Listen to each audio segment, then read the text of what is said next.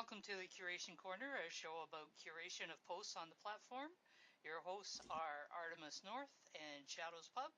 We'll be talking about what curators look for when curating posts. It's an opportunity to learn how to improve your posts. And today our guest is Rhonda Kay from the Writer's Block. Hello, Rhonda. Hi, how are you doing? Not bad. And yourself? I'm a little warm, thank you very much, but I got a fan going and cold water, and we should be okay. Well, we're sharing that heat wave, although it cooled down today. The humidex is only in the high 30s instead of the mid 40s. So in your terms, that would be the 90s instead of the hundreds. Yeah, and you know what? We're similar here a bit. It's just the heat index is up around 100 too in places, and it is just so smothering. Yeah, it is. And it's not supposed to quit for a few days, so I guess the only thing to do is stay in where it's warm. You mean in where it's cool? Yeah, where it's cool. Apparently my brain is warm. So, before we get to Rhonda, Artemis, might as well have you tell us about your curation project that you do. Well, when I first came to the platform, I didn't think there was a very large needlework community. So I started trying to find them, and I realized that they were already there. So my curation project started out, the Fiber Ramble, as needleworkers or fiber artists, and it's expanded to creatives of all different types. Does that about sum it up, Shadows? That sounds pretty good. Now, you actually have a second one. I do. I love the outdoors, specifically kayaking. So the Paddling Nature Ramble is another one that I've been working on. And anything to do with the outdoors, whether it's geocaching or birding or photography, anything that falls under there, I like to curate them. That sounds like a fun one to explore around. Looking forward. Do you find a lot of them?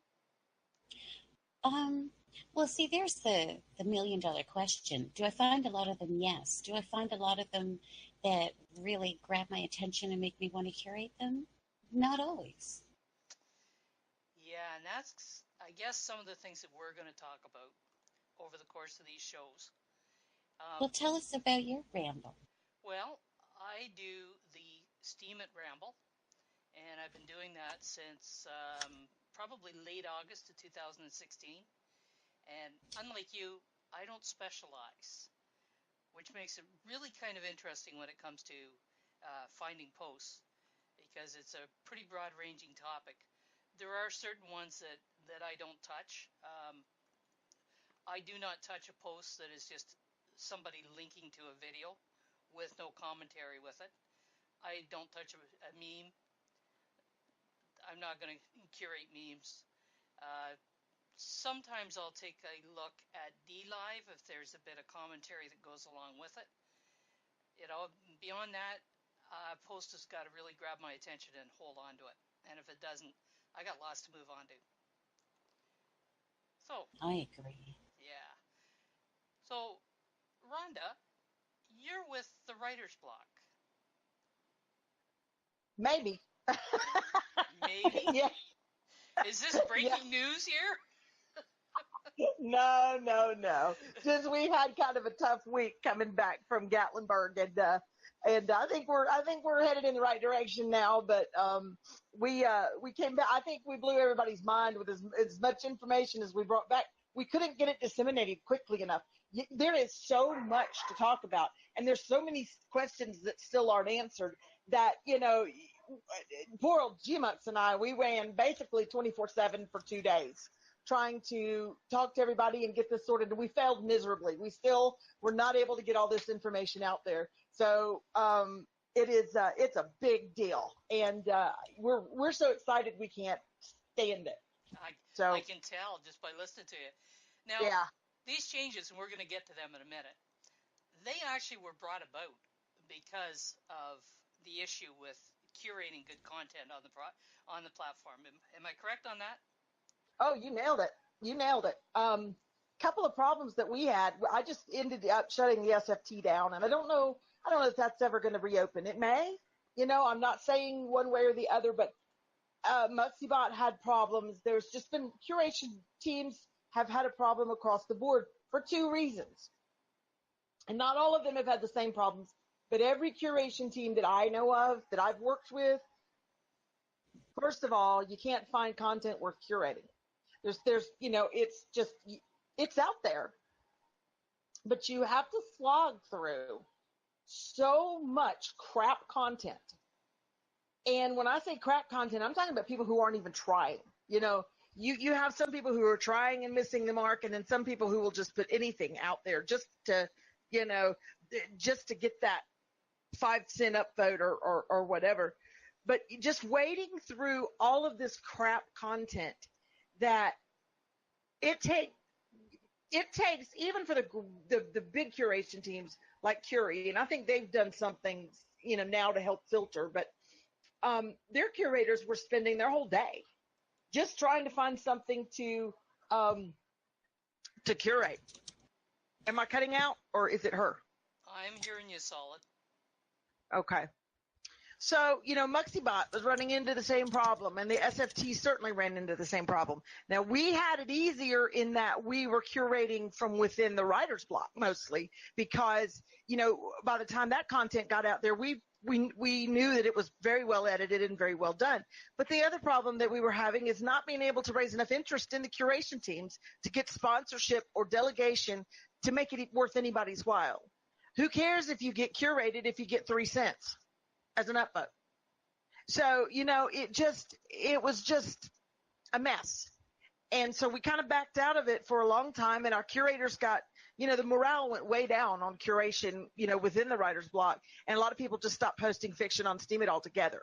So we knew we had to take some drastic measures to, if we want this to survive, we have to take some pretty drastic measures to get this going a different direction. Yeah, and that was one of the issues that I found that, I always try to take a look at some of the fiction that's up on the platform and curate some of it. And finding good fiction was always an issue. Artemis ran into problems finding not good projects that needle arts were doing or fiber artists were doing, but them being well presented. And that's a problem, I think, across the board. Once I realized, after speaking with Luke Stokes a bit, and some of the other people who deal with Steemit Inc., once I realized that Steemit is when they say beta, they mean beta. It may never get out of beta. I mean, it may. But the point with Steemit, it was a test run to see what was possible with the blockchain. And when you have these other front ends that are being developed, it's not competition with Steemit. It's welcomed because they're trying to grow interest in the blockchain itself rather than a specific front end.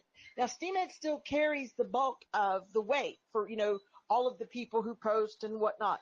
But with us, we're going to get a new front end with specific, very aggressive filters and some metadata, potential that will help us make sure that when we tell a coworker, hey, listen, there's this site and it's got fiction on it and it's got nonfiction on it, it's for readers, we will have the ability to make sure that when they go to this new site, they're not going to get hit with the trending page, and they're not going to get hit with votes that are botted up, purchased votes.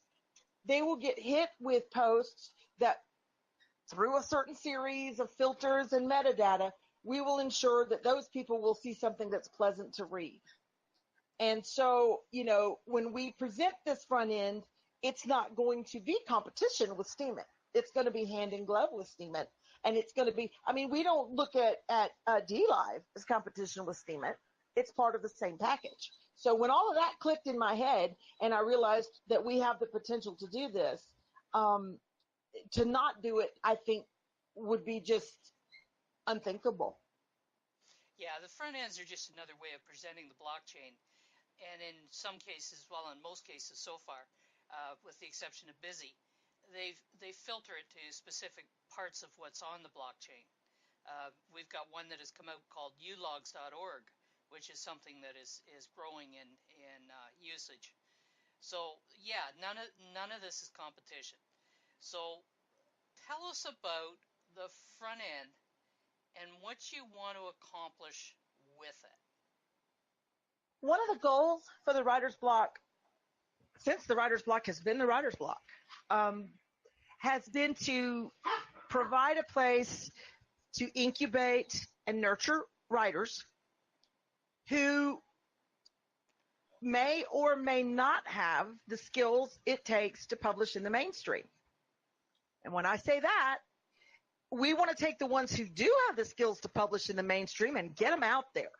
So we've got Steamhouse Publishing as part of this whole package. We'll talk about that in a minute. But the ones who aren't quite there yet, but who have the potential to be, we want to take the writer's block and turn it into not just a writing community, not just a writer's group, not just a hangout, not a free editing service where people can just come in and get post edited and then disappear and we never hear from them again until they need another post edited. We are going to try to start working toward a workshop oriented environment. For example, Damien J. Clay has the Chicago style workshops. He also has the Poetry Academy. He's our senior poetry editor. He does the Ringa, which is kind of a fun thing. But let's just take the Chicago workshops just for example. In those, he has set up a voice critique situation where people come in and they read someone else's work. He has certain guidelines that they go by, which are in place for a reason. And then they talk about it and discuss it, and they discuss feedback. And it's almost like sitting in a college class. So, or a college class online, if you've ever done that. So, you have that, then you have Poetry Academy. I don't know how that's set up, but those are things that he's doing. Instead of saying, we don't have time for this, Damien, we need to get all these things in the queue edited. We want him to just have complete freedom to build those up, to shuffle them around, open them up, shut them down at his, whatever he thinks is best. Just give him total control over how he wants to instruct and work with writers. We also have the writer's workout, which is another thing that was set up, with prompts. Everybody gets a writing prompt, and I'm not sure how often they come out. I was woefully uninvolved with that to my own detriment. There are only so many hours in a day. And, so I don't know as much about that as I would like to. I would like to participate there and learn and grow because I think it's a great environment. But that's not going to be somewhere where someone can come in and drop their text to a post they're working on, and they come in and they write what the prompts are, and so everybody is graded on the same scale. And when I say graded, I don't mean like graded ABC, D, F. I mean graded as in you're all working with the same material. And so one week you may be working on dialogue, one week you may be working on story arc, just different things to improve the skills of a writer. So that's the kind of thing we want the writer's block to go toward. And each editor who wants to take on each different project is going to get a ton of leeway to do and design those and set those up like they think that would work best with the people. Excuse me. Now, those workshops, you can't really get too far behind on them because you can come in and start them at any point, correct? That's correct. If somebody was to come in there today and wanted to go and do the first exercise, there's not going to be a problem. That's right. It is. It's not a course. It's not a course with a beginning, a middle, and an end. These are ongoing workshops. You may miss deep POV the first time it's presented, but you hang around, and pretty soon it's going to come up again. So, it's just a rotating thing just to keep everybody working, keep everybody's skills sharp and whatnot. And the feedback that I've gotten from people who participated in these has just been tremendous. They love them. It just helps so much. And we've seen a couple of people come in and spend time in these different workshops or work out. And then, you notice a tremendous difference in the work they're, presenting on Steemit. So we think that's the way to go with the workshop. Just enhance that sense of community, keep everybody talking to each other. Just there's where the tribe lives right there, and everybody can talk to each other in real time at the writer's block. So, Artemis, do you have any questions for Rhonda about the writer's block? Well, actually, I do. I'm a total noob. I haven't spent a lot of time in there. So the workshops, you can actually just start where everybody else is and just work your way around. You don't have to start at the beginning. Yep, that is exactly right. You can just jump right in the middle. Well, see, that clears up that question right there. So when you go in and you feel more confident, say you have a post and it's something that you've been working on for a while and you don't have a specific date when it has to be posted, you could submit that into a queue. Yes and no. We're kind of doing away with that. We had our editors were worked to death, and you have to remember these are volunteers. And we had a lot of people who were not helping edit, who were not giving feedback, who were never there, never participated. They would come in and drop links in the queues, and you'd never see them again until they were in there yelling for a queue pull. And some of them were complaining that their work never got edited. Well, of course it didn't, because we're busy as crap, So that wasn't working. That system was not working, and it will never work in the way that it's set up, just because I don't care how many editors you have. As Steam It grows, the number of submissions coming in, we would look at that queue and it would be bloated to like 10, 15 things in there needing to be edited. Now, there may be some editors, and I'm thinking this is going to be true. We don't have anything in writing yet. There may be some editors who do want to work with people on their posts like that, and we will certainly accommodate that. That will not be the main focus of the writer's block. The writing queues. There were some issues with those queues too, in that some of the editors would spend a lot of time with a post that somebody was trying to do, give them suggestions, and sometimes there'd be 2 or 3 editors give suggestions, and they'd do a queue poll and post it the way they'd written it in the first place, which tied up a lot of time for nothing. Oh, that's frustrating. Yeah, it's beyond frustrating. And then they'd put the writer's block tag on it. And it's like, come on, no. And of course, we've decided we're not going to worry about the writer's block tag. But the thing about it is that doesn't count, when people, so it was just amounting to so much frustration. Our editors were burning out and just done. I mean, just done. So it was kind of an emergency situation. And I think we're going to be phasing our editing queues out together this week. For a revamp. There's going to be definitely some redesign in that structure. I do know that the new front end, which is unnamed, we're working on naming it right now, but it will have its own queue. And there's been a lot of confusion because this wasn't, like I said, there was just no way we could address all the questions when we came back. There's just too many facets of this thing. But people will be able to submit there with dual focus. They can either submit wanting to get whitelisted and get, where their work appears on that front page, or they can submit our known authors, the ones that we know work well with feedback, can submit work that they intend to shop to the mainstream as well. Because we're going to be working with the same editing process. The queues at the front end will be restricted. It won't be for the general public. This will be people who have come through the workshops, come through the workouts that the editors have recommended. Hey, this person, this writer has come through and worked and is submitting some really clean stuff, responds well to feedback. I think they're ready to move on and get into a very real editing queue. And so that's how we're going to kind of winnow that down, where that we don't get slammed with a lot of people who don't understand why they're in that queue to start with. So I think that will help tremendously. And we're probably going to have, we're always needing more editors. We're going to have some workshops to train editors, because we're going to have people who work at the writer's block who don't work over at the front end queue, and people who work at the front end queue who don't work at the writer's block. And then we're going to have some who do both. So we're going to need, different kind of staffing for each different kind of project. They're they work together like a triangle, like this post. We've got 3 legs on this tripod here, but they are independent projects that we will need independent staff for. So that's what we can't go on and move ahead to the third point, which is Steamhouse Publishing, until we have the front end stood up with the proper number of editors who can do that with that. So that's what we're going to be looking at in the next few months, is getting that established. So the content that appears on the yet unnamed front end, how is that going to be determined? Filters.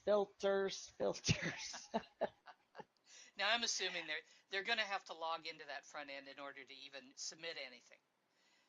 Yeah, it's going to be people. I've already heard people complaining about it being exclusive. Well, yeah, it is, because it's a brand. And we want a place where, people can come to read who don't know anything about Steemit, who don't know anything about cryptocurrency, who know nothing about what we're doing, and yet still have a good experience. That means edited work. That means polished work, just like a literary magazine. That's the quality of content we want on that front page. And we're going to do that through filters. In our IT team, we've established an IT team now. It has some very, very strong IT minds on it. We have Jason Boo, you know him, and we have John Knight. Sir Cork has agreed to help us, and Eternix is on there, and we have a couple of more people. I'm probably going to get smacked for forgetting to name them, but anyway, we have some strong minds on that, working with Instructor 2121, who designed this front end template, to work on these filters. So these people know what they're doing. I mean, and when I say, when somebody comes up and asks me, well, how are you going to set that filter system up? I'm going to sit there and blow raspberries, because I'm not on the IT team. But you know what? We got guys who do know and who can answer those questions. So that's it. I know, you don't want to get into the technical aspect of it. You don't know the technical aspect of it. But when you're deciding on content that's going to go on that front end, what are you looking for? Well, first of all, it better be high quality stuff. And people say quality is subjective. It is to a point. But if someone submits something with just say no paragraph breaks, and they don't know how to construct a paragraph or how to provide a beginning, middle, and end, whether it be nonfiction or fiction or whatever, and you get in there and you find misspell words and very bad syntax on the in the language, I don't care who you are, that's not good quality. So that by itself is going to rule out people who just aren't ready, who just haven't spent enough time on the basics. They just haven't written enough. And do I think those people need to stop writing? No, no, they need to do more of it. It's just not ready to present to the public yet. They've got to go to the workshops. So that is one thing we mean by quality. But see, our editors, like Damien, he has worked for a literary agent before. He has managed a slush pile for a literary agent, and he knows what people want to read. And he and I and several of our people can read a submission, and within the first 50 words can tell you whether or not that's going to go or not. Because everything we need to know is right there in the beginning. Does that author, are we in good hands with this writer? And can we put this out there for the public to consume? All that to get back around to answering the question is, how do you decide what to put on there? You know it when you see it. I mean, outside of the original fundamental part of it has to be well written at the mechanical level. It also has to be engaging. And how do you define engaging? You know it when you see it. And that takes experienced editors. And it also can't be one person sitting there deciding what they like and what they don't like. There has to be several people on the acquisitions team looking at this stuff and bouncing the ideas around so that you have a collective decision. And that's the way we've done things with curation, like with the SFT and things like that. That's a common formula for coming up with what's quality and what's not. And So quality just to one publisher, I will say this, quality to one publisher may not be quality to another publisher. That's why, authors submit manuscripts maybe to uh, one, maybe they submit them to Macmillan, and the Macmillan acquisition team says we wouldn't touch it with a 10-foot pole. And then they turn right around and they submit to Random House, and Random House is all over it. Well, we'll have our own style and we'll have our own type of quality that we're looking for. And, that's just the nature of the business. Now, what was it, Shadows? just for clarity, I know when we talk about publishers, people start thinking about, topics being filtered out. It's not going to be so much the topic that's going to be the concern, but the presentation of the topic. Would I be correct on that? Yes. Yeah, so it doesn't really matter whether somebody's interested in writing about science or they're interested in writing fiction. They've got to write it well. That's right. That's right. We're looking for the pros for the front end. We're looking for the writers who, because, and I'm getting ahead of things, but I will say that there is a monetary aspect of this too. At some point, we're going to have our own token tied up in this. And this is a different conversation for a different day, and we have no answers to any of your questions about that. So just write them down, and we'll get to them later. But there will be a token involved, so that we want to make sure that our writers, our featured authors on this front end, and I'll talk about that in a second. We want to make sure that our featured authors are some of the best paid authors who are putting stuff out on the internet. So there's a couple of comments I've noticed here. I'm going to back up here to Beth Shadows. When we were talking about the feedback, his comment was, authors accepting feedback, some of them do not like it. They ask, but then comes the justification for why the feedback's all wrong.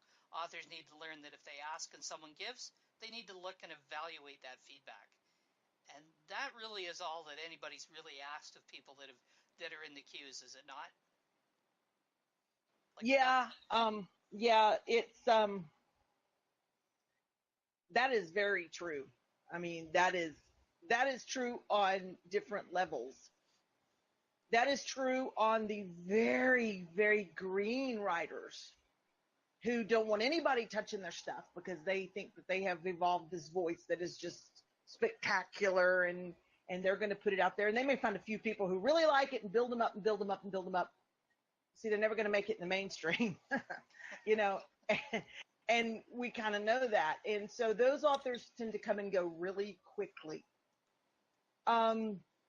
Then you have people who really want feedback, who really do, and who've been doing this a while, but it's not that they get, can I use the word pissy? You just did. I did. Like they don't get pissy about it, and they don't get their feelings hurt, and they don't get their feathers ruffled so much as they do just, they choose to ignore on a slightly different level in that, well, I've been doing it this way my whole life, and so I'm going to keep doing it this way. And we have those, and I'm trying so hard not to just this is a touchy subject because we're talking about people's feelings here, but your writing is your baby. It is your work. But when you're writing at the professional level where you get paid for your writing, which is what we're going for here, you set all that aside.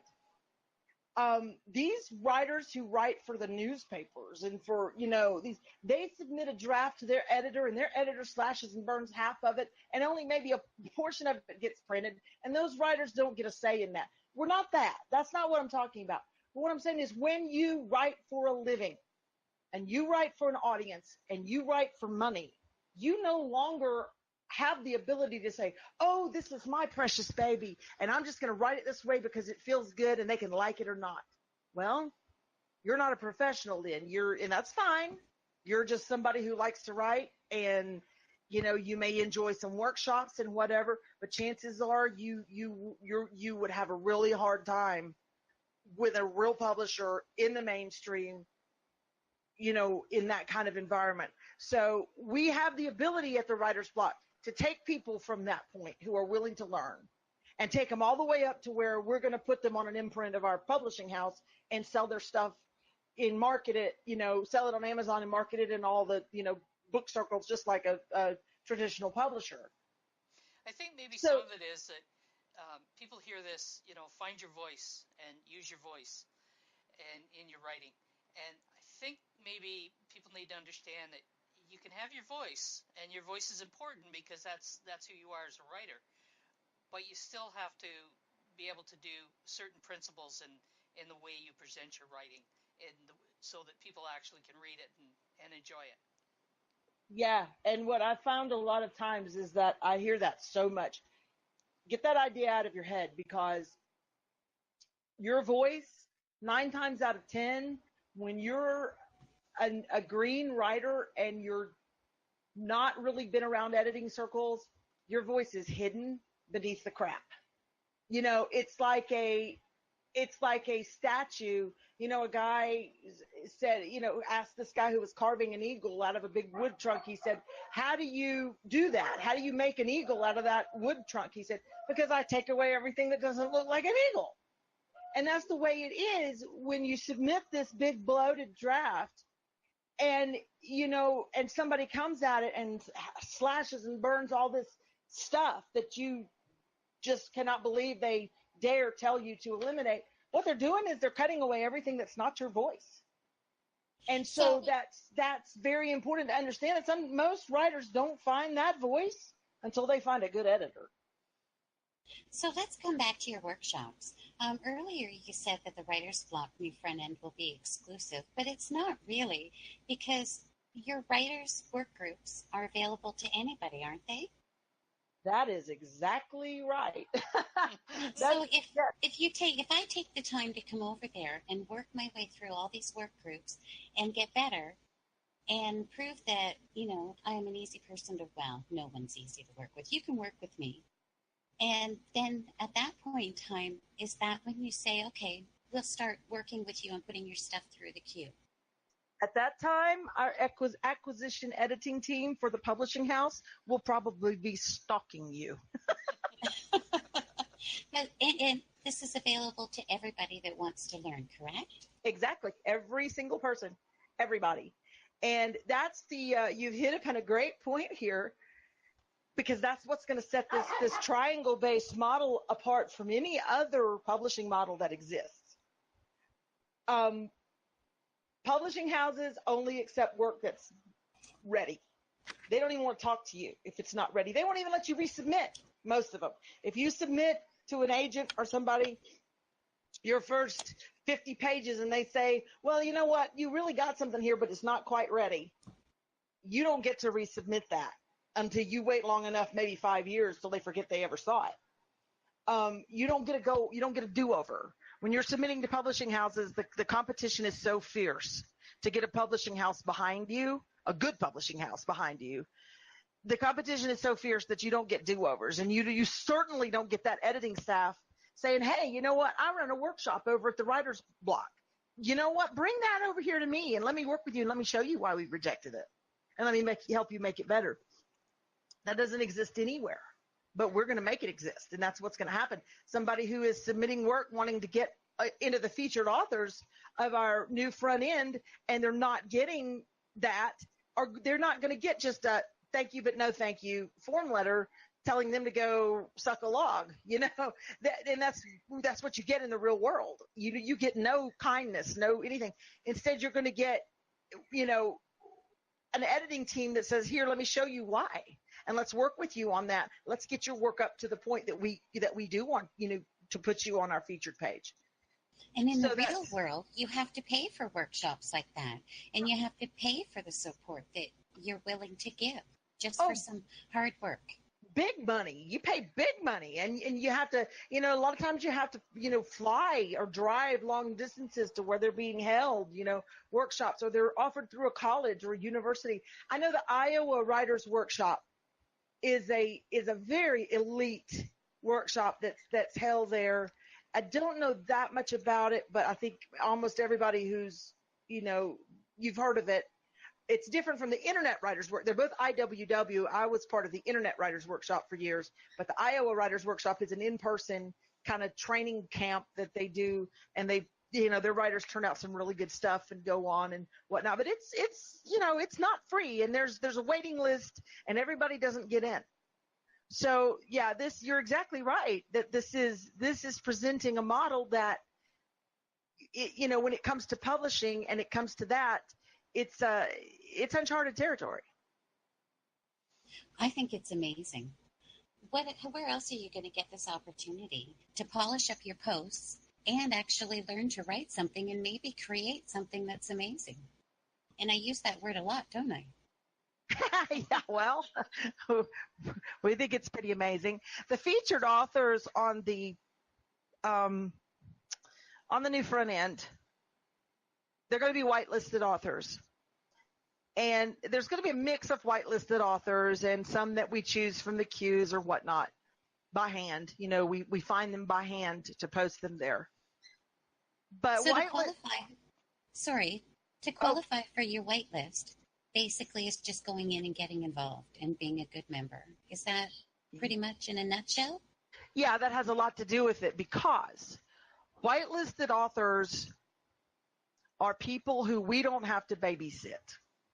We know that they got that piece edited, and we know that they know what goes on the front page and what doesn't go on the front page. Doesn't mean every post that they make on the blockchain is going to go into the featured authors section.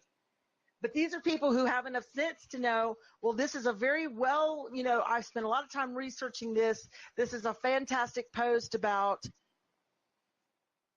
oh gosh, give me a topic. It's a fantastic, or maybe a fiction. Yeah, exactly. A fantastic post about, a Tiny Teaches post, about the quality of writing and how to achieve it and the mechanics and whatnot. We know that author is going to know that that's featured, material. But that same author writes about the donut they had for breakfast. That goes on the blockchain, but that doesn't go in the featured posts. And so we want authors who know the difference by them, themselves. And yes, there's going to be blunders from time to time. There's going to be us coming back and going, let's get that one doesn't really need to be there. We get that out or whatever. But you know what? There's also a blacklist, which means that just if an author gets into that system and they want to abuse it because they're making money on these featured posts, as we hope, and they get in there and they start abusing it, they're going to lose that privilege. So, we want to have positive reinforcement that will encourage people to make the proper decisions without policing. And, there will be some policing, but not to the point that I think that we get inundated by it. Because I think our folks, by the time they get to that point where they're a whitelisted author, I think they're going to know what goes there and what doesn't. Plus, we'll also be looking at the submission queues for people who are not whitelisted. And when we come across really good articles, we'll say, hey, that goes on the featured, that goes on the front page this time. So, that's how we're going to be working that. Donuts are the best positive reinforcement. I agree, Hobotang. I agree. Now, we've been very focused on talking about writing and the new front end. However, if I understood you correctly, the long-term plans is that it's not going to be just writing, correct? Yep, long-term plans. Once we get it out of beta with the writers and whatnot, long-term plans, we want a home for all kinds of creatives. So that, that creatives, whether if they're making music, if they're making art, any type of thing, fiber arts. Yep. We want this to be the creatives' answer for not getting visibility. Yeah, I want photography. I've already mentioned that. So I don't know how you gauge. We're going to need a photography editor, but someone to decide what's good and what's not, because it's not me. A picture. I know a picture when I like it, but that doesn't mean I know it's good. Um, but yeah, we want this to be the answer for creatives and visibility on the blockchain. Well, that's pretty exciting. Looking at it from my point of view, just in the fiber art, the needleworking circle, there's really not much recognition. There's nobody, well, it's a very small community, so it would be nice to see that included in something like this. And Yeah. I think you have made some progress, Artemis, in that you've been making some suggestions to some of the fiber artists on how to better present their projects. And you have had a few respond, haven't you? Yes, actually. I think part of a curator's role, if you really look at it, is when you come across new STEAMians or people who seem to be struggling, is to just take a second and try to give them some constructive, not really criticism, just suggestions. And some of them see it and they say, wow, okay, I'm going to try this. And they'll keep trying. And there's been a few needleworkers that I'm very proud of what they've done because they just looked at it and went, yeah, I can do better. Matter of fact, you just got one curied the other day, didn't you? Well, I kind of helped. I'm part of a Discord that I was invited into that is part of that circle. And I thought it was a really excellent article all the way around. So I presented it and they agreed. So I was really happy about that. There's another couple ladies that are running a contest that have actually broadened the community. They've brought more people into it than I could have imagined. So that's another great thing that's happening. So, Artemis, I'm going to ask you, I'm going to drop that post in there, and I'm going to ask you to give us a few pointers as to what you saw in that post that really got your attention. Well, to be honest, that first picture grabbed my attention, and the first two sentences grabbed my attention because it told me that I was going to read something that this person had discovered about themselves, which really draws me in. And then I went further down, and they're using a designer that I'm aware of who designs art for materials and different fibers. It was so well written. The amount of background and detail was really excellent. It gave me what I craved. I wanted to know the background, how this person came up with this idea and what they were trying to achieve with it. And through this post, they taught me about Creative Commons art. I had no idea it existed, which is basically taking a piece of artwork. Like this is actually the second time that this art appeared on the internet. The first time it showed up, see the gingerbread in the background? It was a piece of art by someone else. And then the next person took it and added their own to it and published it. And now the person, Shani Bear, has taken that and she's pulled out some paints that she forgot that she had. And she's showing me how she's experimenting with them and you know, where the paints even came from. She's feeding my need to know what she's talking about. Does that make sense? Totally. And she educated me. I appreciate a post that educates me. Don't just show me a picture of work that you've created because yes, it's beautiful. I can do it too. I want to know what you were thinking of. Who's it for? Why did you use the materials that you used? Maybe throw some personal experiences in there and present it in an organized manner that educates me. So you're looking at both show and tell. I know that, Oh, when we're doing fiction writing, we're, show, don't tell. But you're looking for absolutely. both, aren't you? I do want that because every artist, no matter what medium they work with, they all have their own vision and they come from their own backgrounds with their own personal experiences. And I want to know a little bit more about that. What makes you create this in your own unique way? How did you get there? Yeah, Sorry, ingenuity just derailed the conversation over here in text chat. yeah, He's good. yeah. He was thinking with a different head when he looked at that picture. Oh, I see it now, Engine. Okay, I get you. Oh boy, okay. So, Rhonda, when you were doing won the SFT, which is which science fiction? No, it was Steamhouse Fiction Trail. Steamhouse Fiction Trail. What did you look at in posts when, one of them finally got the attention of the SFT team? Well, they had to be written really well. It had to be something that I would have seen in a literary magazine somewhere. That level of good. But it also had to hit me in some way in the feels. As far as change my thinking about something or leave some sort of impression or move me in some way. And that's going to kind of be the same criteria for the Steamhouse publishing acquisitions too, because, I think it doesn't, everything you say doesn't have to change the world, but if you can change a reader or if you can change a reader's mind, that's what we want to do. If we can expose a reader to something they hadn't thought about before. Yeah, exactly. Yeah. We've got about 10 minutes left, and Damien, I'm going to impromptu call on you. You had no idea I was going to do this, so if you feel you don't want to, that's okay. But talk about the Chicago workshops and the concept behind them. Okay, I will warn you, I have the football on at the moment in the background, but yeah, so essentially it's just a different method of workshopping where instead of the usual method is you print out a copy of your work, you hand it out to a load of people, they scroll on it and they give it to you back. And that's really replicated in the way we do the cues at the writer's block. It's kind of the same system. So with this version,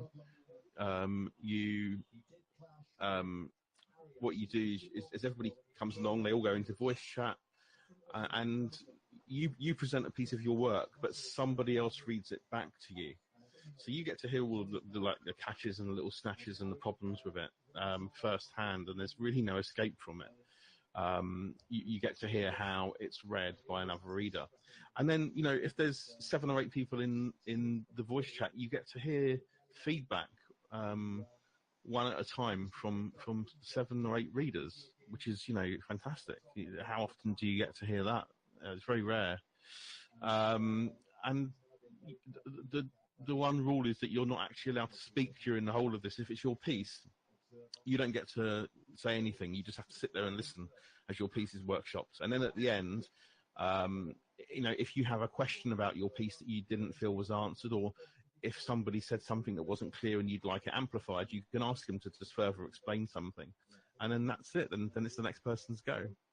The really good thing about it is it's a more social experience. It's definitely community building. And people think it might be harsher to do that, but actually it isn't. It's a lot more personal. I mean, the thing with dropping a piece into a queue and having someone create it for you, it's quite impersonal, but with the Chicago workshops, it's very personal. Yeah, so you really need to leave your ego behind on it. Oh, true. For all workshops, you need to leave your ego at the door. That's a given. Because it's never about you; it's about the work, And I did a post a while back about this and how to be a workshopper. And the primary thing is that if I'm giving someone criticism, I can go, I might not want to upset them or something, and I won't say this or I won't say that. But if I take that attitude, I am disrespecting them. I'm disrespecting their work, which is the most important thing. So if I see something that needs attention, the best thing I can do for that person is let them know, because we care about the work. We should take the work seriously and not take ourselves seriously. You'll love this little story that I had a little interaction with a 13-year-old. She's the daughter of one of the volunteers at the branch who's in the process of writing herself a book, and she's looking for feedback. And I described what you had said about the Chicago workshop and how it works. And she sat there looking at me and she says, "Finally, this is what I've been looking for." She says, "I get the kids at the back of the bus and I read them some of my work, and they all sit there and tell me how wonderful it is because they're too chicken to tell me the truth." So she gets it, and hopefully she's going to be able to get online to take part. Yeah, I mean that would be brilliant, and she'll hopefully find exactly what she's looking for with the Chicago workshops, and that is the other good thing is it actually feels like you spent a night at the pub with your friends talking about your work. It's good. It's a really good social thing for writers.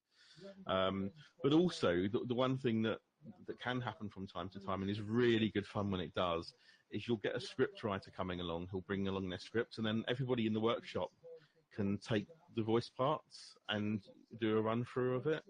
And again, as someone who does occasionally dabble with script writing, when that happens and you see your work being done like that, it really gives you a good feel for what's wrong with it and where you can be better. So Artemis, you got anything else you need to ask about? Would like to ask about? Like to raise? Well, actually, Damien just answered my questions about the Chicago workshop. I think that sounds like a lot of fun, but yeah, you really really have to leave your ego at the door. So, no, I can't think of any questions. Well, that means we've got about 8 minutes that anybody in the audience would like to ask any questions, they can do so. Got to give you a little bit of opportunity to get some input here. Yes, Stuck, this is a new show. Yes, well, I know, but when you stay up till 4 o'clock in the morning, you don't get up. Yeah, for someone that was going to bed at midnight.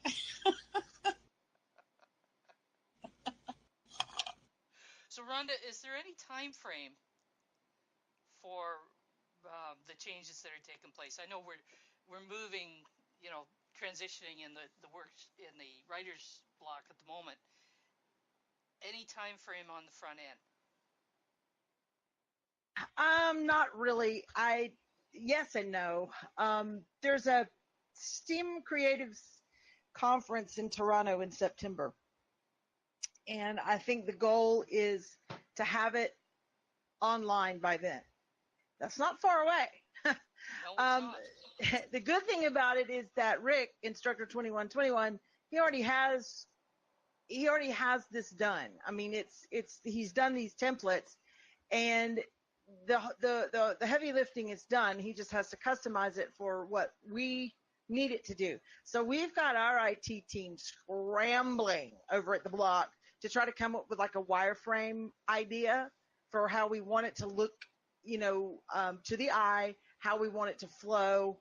It's going to be based on levels. The first level you see is the featured authors, the featured posts. The second level you see is probably going to be by upvote strength, it is the ones that, the popular vote. And then somewhere down at the bottom is going to be just the regular feed. So we have to get that set up. We have to get the cues set up. We have to get the filters set up. We have to get, oh my gosh, yeah. So there's a lot to do, but I think we got the right people doing it. We also have security issues. CirCork has been really good about helping us address and think about security issues that it didn't occur to us. So, we've got all that into one basket. So it's hard to answer for sure, but we definitely want to expedite it, because then we're going to have to staff it. And then only when it's running are we going to be able to stand up the publishing house. Now we can still be, in the process reviewing the novels and editing the novels, the ones that were picked for release, but we won't be launching the publishing house and launching novels until all of this is in place. So the front end's going to be in place before there's any novels published from Steamhouse Publishing. Yeah. Well, it's still not that far away.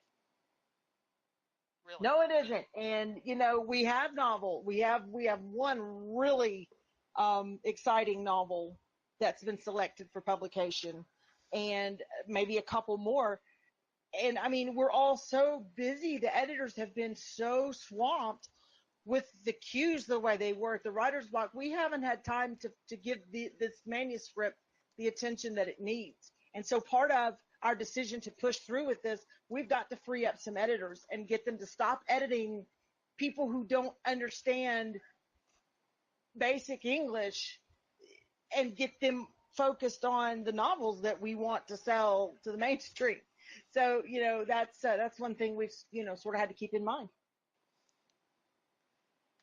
going to be some exciting changes. Go ahead, Artemis. Actually, I'm just kind of curious, and it might be a personal question, I don't know. But what do you see, from your point of view, is your biggest hurdle to accomplishing your goal? Probably funding, finance. The one thing about this triangle and the way we're setting this up for creatives, the biggest complaint that I've heard out of the investor crowd with Steemit is that creative content doesn't bring any value to the platform.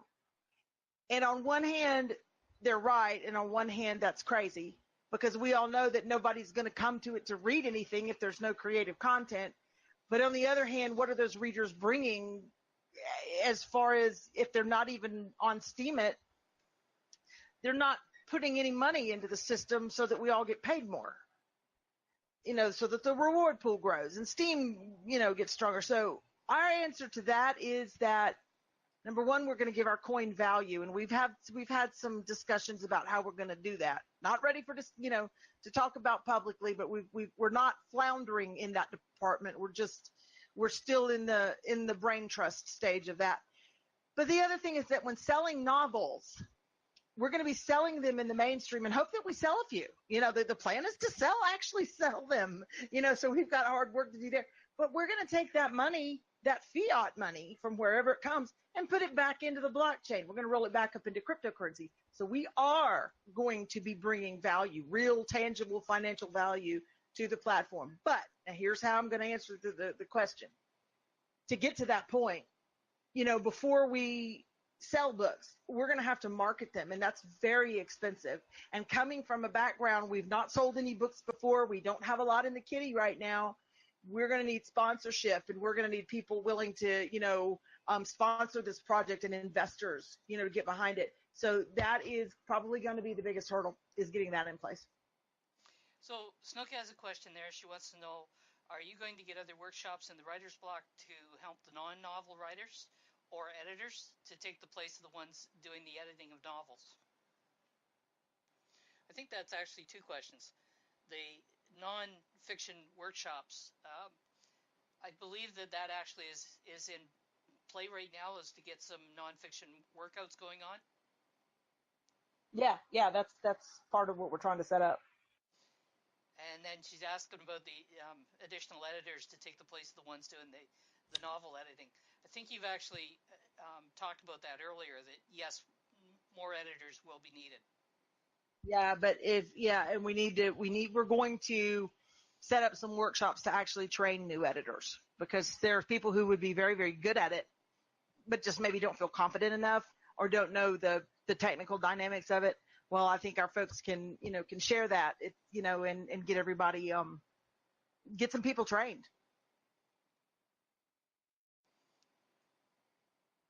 And Hobeltank's put his spoke in there. He'd like to be considered for photography in the future. You better believe it. Absolutely. I'm kind of confused about one thing. You mentioned the investors, not you. You obviously see value in creative, so you wouldn't be doing this. But what is it about creative content that the investors say doesn't bring value? Because in the end, most things that we create are tangible and can be sold. And the information that people want to know so that they can create their own art or their own patterns or whatever it is, that can be sold.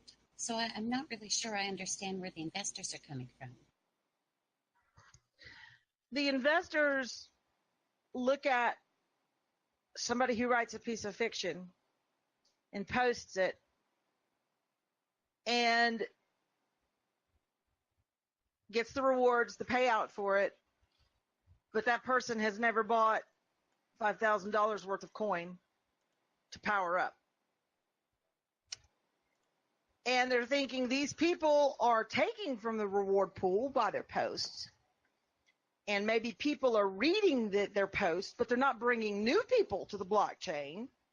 And with new people, you bring new people to bring $5,000 to power up.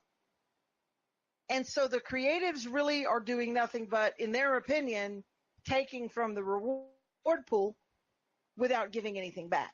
Now, that's a little extreme. That's a little bit of an extreme, description, but it's basically the argument, and it has merit because that is true, you know. And even if you sell, if you, yeah, very short-sighted, Hive. I totally agree. That's probably fundamentally what's wrong with Steemit in many ways right now. But that's just what they're not seeing the non-cash value of the fact that if you can't entice people to come to Steemit to read it, then you're never going to entice people to come and invest in it. So, it's an argument I've been having and realized I can't win against these people. I'm never going to get, this investor set to understand that it's like, if without us, what are people going to come to Steemit for? Let's see how Steemit does without the creatives, but at the end of the day, the best solution was to just come up with a front end that made sure that our creatives get rewarded what they deserve. And I think the other side of the argument as well, from the investor standpoint, when you do try to get through to them that, there's content here. If it takes people looking for content, they're going to come looking for content, and the content's here, and it's growing. And of course, then their comeback is, well, there's so much low quality and poor quality content.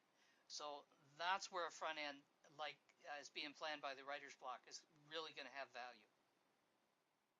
Yeah, and this is an exhausted and exhausting argument, and it's been had, and I've gone into some forums and witness chats, and because I'm a witness with Noble Witness, and I do get to get into some of these witness chats, sneak in the back door, No, you don't. You walk in the front door. Smart aleck.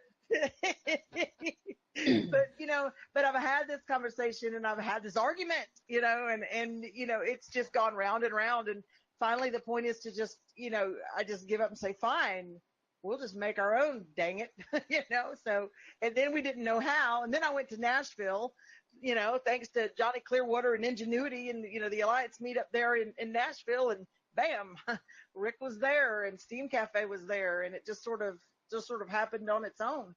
But, yeah, that's the thing, is to just, let them think that, but, if we can make this platform succeed and we're making money, that's the way we're going to change their minds. Well, I think my takeaway from what we were just talking about is challenge on creatives. I think maybe we need to prove the investors wrong and maybe work a little bit harder to find people that would be interested in coming to the platform that are amazing artists and investing in the platform. So challenge on, maybe.